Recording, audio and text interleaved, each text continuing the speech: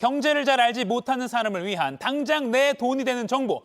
머니클래스. 오늘은 최근 주식시장의 뜨거운 이슈들을 알기 쉽게 정리해보는 주식 핫 키워드 시간입니다. 전문가 바로 만나보죠.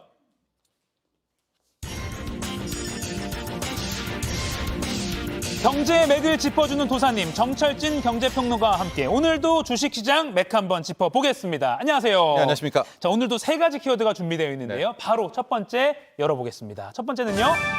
미국 기준금리 동결. 오늘 새벽이죠, 우리 시간으로요. 네. 미국 중앙은행인 연방준비제도가 기준금리를 동결했습니다. 네. 실은 예상을 했었고요. 어느 정도 시장의 99%는 동결이었다. 예상대로 결과가 나왔습니다. 예. 현재 미국의 기준금리 5.25에서 상단이 5.5%를 보여지고 있는데 작년에 너무나 심한 금리를 인상이 있지 않았었습니까? 예. 그 이후에는 상당히 지금 숨고르게 들어가고 있고 두 번 연속 동결을 한 그런 상황이었습니다. 그런데 이것도 너무나 시장이 예상하고 있었고요. 이후에 나온 제롬 파월 연준의장의 코멘트도 네. 정말 관심이 모아졌었는데 진짜 녹음기 틀어놓은 것 같더라고요. 똑같은 코멘트를 또 한번 반복하는 모습이었습니다. 시장이 원했던 말도 했었죠. 현재 기준금리와 상관없이 시장금리, 우리가 이걸 이제 미국의 국채금리라고 이야기를 하는데 네. 굉장히 최근에 올라가지 않았었습니까? 그래서 이 시장금리, 국채금리가 많이 올라서 긴축적인 효과가 있었다. 그러니까 굳이 기준금리를 안 올려도 됐다라는 이제 이유를 했었는데 네. 그렇다고 향후 금리 인상은 끝이다. 이런 이야기는 또 안 했습니다. 늘 하던 말. 금리 인하는 아예 없고 당분간 없고 금리 인상이 끝났다고 생각하지 마라. 그러면서 12월에 인상 가능성을 또 열어놨습니다. 네. 그러니까 진짜 두 발 쭉 뻗고 올해는 금리 인상 없을 거야 좀 하고 싶었지만 그런 말은 파월이 해주지 않았다라는 거고요. 또 하나 녹음기 틀었다고 제가 했던 부분이 네. 향후 그럼 언제 금리를 이제 인상을 멈춰야 되느냐. 네. 굉장히 중요한 지표가 세 개 있는데 첫 번째가 물가, 두 번째가 미국의 성장률, 세 번째가 고용. 네. 그래서 이 중에서 고용과 성장률에 있어서 어느 정도의 하방 신호, 즉 미국은 지금 경기가 너무 좋다고 하잖아요. 네. 근데 경기가 좀 꺾인다든가 고용 시장에서 좀 문제가 있어 보인다라고 하면 이때 금리 인상을 멈출 것이다라는 얘기. 늘 하던 얘기를 또 한번 반복했던 그런 FOMC 회의였다. 이렇게 정리해 볼 수 있겠습니다. 녹음기 틀어놓은 것 같았다라고 정철진 평론가께서 미국을 향해 쓴소리를 하셨습니다. 네. 그런데 시장이 FOMC보다 사실 더 주목한 것들이 있었죠. 네, 네네. 바로 그건데요. 네. 근데 오늘 뉴욕장 보면 상승해서 끝났고 지금 우리 코스피 아시아 증시 급등하고 있잖아요. 이건 왜 그래? 뻔한 FOMC였는데 네. 실은 FOMC 회의보다 더 중요했던 게 최근에 급등했었던 미국의 국채금리 때문이었거든요. 네네네. 이게 간밤에 크게 떨어졌습니다. 거의 5%를 향하던 미국의 10년물 금리가 지금 4.7%대까지 더 떨어지면 그 이하 4.6까지도 떨어질 정도로 크게 떨어졌는데요. 예. 그 이유는 뭐였는가? FOMC 회의 앞서서 이벤트, 국채 발행 계획을 발표했던 이벤트가 있었어요. 재무부에. 이제 4분기에 미국이 얼마나 많은 국채를 발행할 것인가. 이게 금리에는 치명적이죠. 예상보다 더 많이 발행을 하게 될 경우에는 오히려 금리는 더 튀어오르게 되거든요. 지금 이때까지의 미국 정부 국채 발행 규모 보십시오. 역대급으로 발행을 해놓은 상태. 예. 이건 고스란히 뭐냐? 미국의 빚입니다. 그러니까 현재 미국 상황을 좀 보면 빚더미에 있는 나라예요. 나라네요. 예, 네. 잘 모르시겠지만 미국의 빚, 우리가 늘 얘기하죠. 사경을 헤매고 있고요. 예. 불과 6개월 전만, 8개월 전만 해도 31조 달러인데 예. 현재 미국의 정부 부채 33조 달러를 그새 2조 달러가 더 늘은 거거든요. 33조 달러면 우리 돈으로 4경 한 4경. 5천 네. 조 원이라더라고요. 사경을 헤맨다라는 예. 말이 맞죠. 이런 상황에서 이제 4분기에 국채를 또 찍어내는데 많이 찍어내면 어떡하지? 3분기에는 1조 달러 이상 찍어냈거든요. 그런데 이번에는 8천억 달러도 안 되는 7,760억 달러를 찍어내면서 네. 그래도 그나마 발행이 적었구나. 또 하나 약간 전문적인 건데 이제 만기가 짧은 예. 2년물 이하의 단기채가 있고 10년물 이상의 10년물. 장기물이 있는데 장기물을 많이 찍으면 이것도 좀 위기입니다. 오히려. 그런데 장기물 대신에 단기물을 더 많이 찍어내는 것들을 통해서 이것 때문에 실은 10년물 국채금리가 크게 떨어졌고요. 앞서 파월의 FOMC와 좀 연관시켜 보면 파월 의장이 이제 금리 더 안 올릴 거야라는 조건 중에 고용이 나빠져야 한다는 얘기를 했잖아요. 예. 근데 때마침 ADP 민간 고용의 고용 지표가 나왔는데 임금 상승률이 꽤 이제 많이 떨어졌어요. 그러니까 이런 상황이라면 이제 미국의 고용도 드디어 좀 안 다운턴, 좋아진다. 하방을 하나 이것도 같이 힘을 실어서 금리를 떨어뜨리는데 한몫했다 하고 금리가 떨어지니까 주식이 다시 힘을 얻죠. 그때도 말씀드렸죠. 금리 올라가면 누가 주식합니까? 예금하죠. 그렇죠. 예, 그런 메커니즘으로 생각하시면 되겠습니다. 그렇군요. 은행으로 돈을 몰리게 하느냐 아니냐가 이제 주식으로 네, 가는 근데 가니까. 금리가 떨어지니까 주가가 예. 또 올랐다. 네. 뭐 10년물 뭐 국채, 뭐 미국 국채 이런 것도 이게 FOMC만큼 잘 봐야 되는 거네요. 기사가 쏟아지고 있으니까요. 주식하는 입장에서는 10년물 금리가 떨어져야 한숨 돌리는 겁니다. 알겠습니다. 자, 두 번째 키워드로 바로 넘어가겠습니다. 두 번째 키워드는요. 테슬라 2차 전지 급락. 야, 테슬라 2차 전지 사실 인기가 정말 많았던 건데 네. 이제 급락이라는 키워드가 붙었습니다. 우리 네. 이른바 서학개미라고 하잖아요. 미국 쪽으로 투자 많이 하신 분들도 많이 갖고 계셨던 건데 하루 만에 테슬라가 5% 가까이 떨어졌어요. 전기차 어제 시장이 얘기죠. 네, 그만큼 뭐 안 좋은 건가요? 그렇습니다. 테슬라 2차 전지 여기에 우리가 베팅을 하고 예. 높은 밸류에이션 그러니까 현재 실적 대비 더 높은 주가에도 사람들이 주식을 산 이유는 네.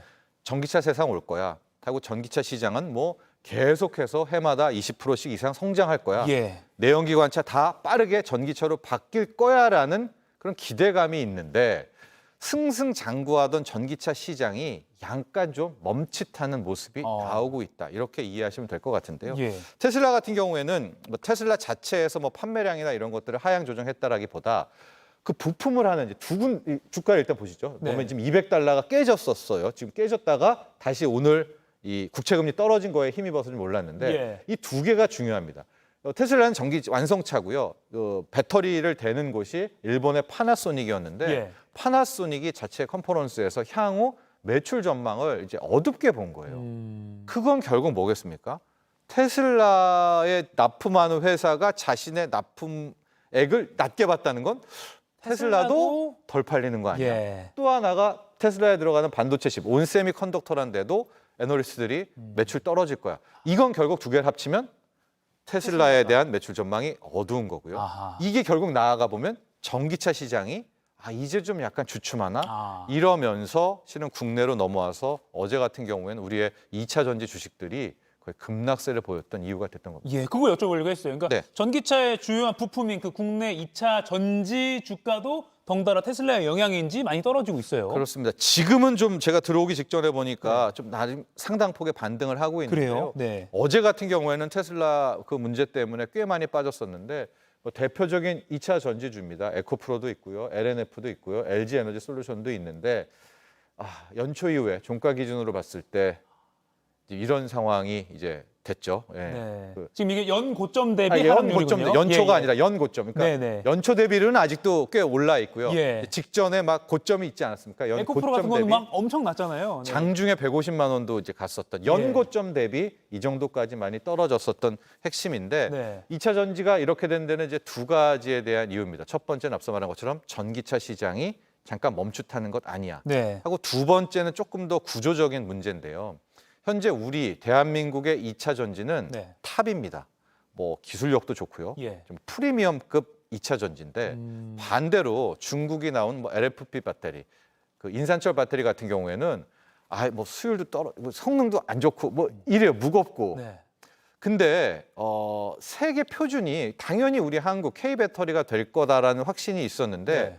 이 중국의 약진이 너무나 빠르게 나오고 있는 거예요. 아하. 이건 상당히 앞으로 우리가 두고두고 봐야 될 것 같은데 예. 이 문제도 분명히 주식시장은 조금만의 뭐 불확실성이라든가 위험이 있으니까 이거 빠르게 반영하지 않습니까? 네. 그런 것들이 좀 있고 과거에 우리가 비디오 테이프 시절에 VHS가 나오기 직전에 네. 소니 일본이 밀었던 그 베타 그 약간 조그만 거. 조그만 거 예, 있었지 예, 않습니까?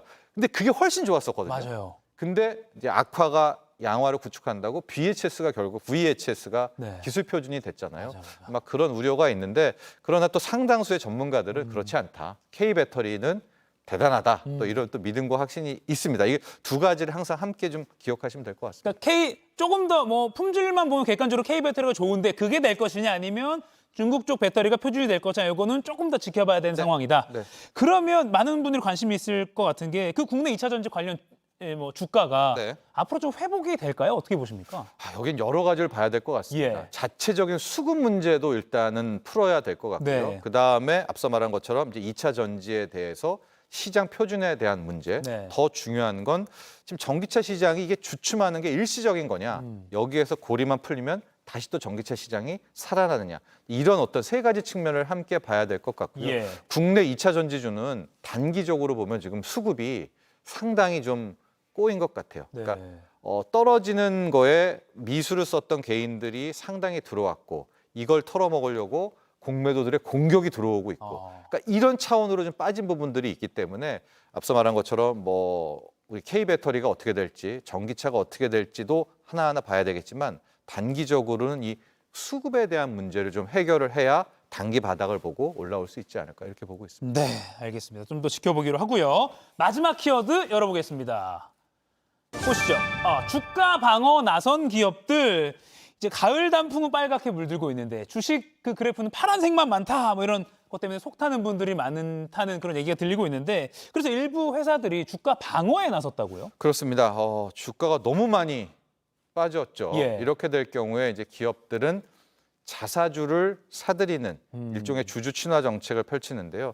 쉽게 생각해서 주식 수를 줄이는 거잖아요. 네네. 그러면은 굉장히 호재가 되겠고요.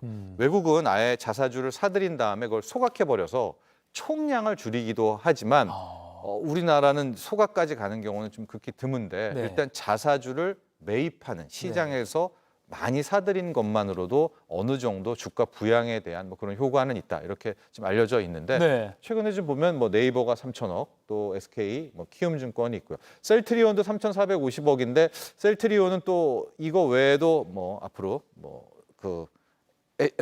홀딩스로 가게 되는 이런 문제도 다른 있겠습니다. 이슈가 예. 그 이슈까지 있는 자사주 취직이었다 이렇게 네. 볼 수가 있기 때문에 아마 이런 회사들에 대해서 이제 주가를 한번 좀 보시는 것도 어떨까 또 이렇게 말씀드리고 싶습니다. 네. 근데 이제 주가가 계속 떨어지니까 이게 선거 앞두고 그런 말 나오는 거 아닌가 싶기도 그런 분석도 나오는데 정치권 중심으로 아예 뭐 공매도를 한시적으로 아예 금지시키자. 네. 뭐 이런 말도 나오고 그래서 뭐 일부 경제신문 같은 데에서 뭐 함부로 하면 안 된다 이런 막 칼럼도 나오고 막 좀 나오더라고요. 그렇습니다. 최근에 이제 신용을 빌미로 어마어마하게 많은 매도가 나왔잖아요. 네. 예, 공매도의 공격도 들어왔고 최근에 2차 전지주에도 공매도들의 이제 공격으로 주가를 급락 폭락시키는 것. 그러니까 이런 것들을 좀 당해 보니까 네. 이게 어떤 펀더멘탈의 문제라기보다는 하나의 그런 수급의 공격이니까 많은 개인 투자자들이 공매도를 이제 한시적 금지. 이거를 못 한다면 아예 계속해서 우리가 요청해 왔던 시스템을 좀 정립한다든가 나아가서 기울어진 운동장을 평평하게 하자. 즉 외국이라든가 기관에 대해서도 공매도를 치는 기간에 대해서 뭐 90일 이상의 뭐 한정을 둔다든가 리볼빙을 못하게 한다든가 예. 뭐 이런 것들에 대한 이제 시정 요구를 했었거든요. 네. 그러니까 지금 당국에서 뭐 굳이 공매도를 한시적 금지까지는 아니더라도 네.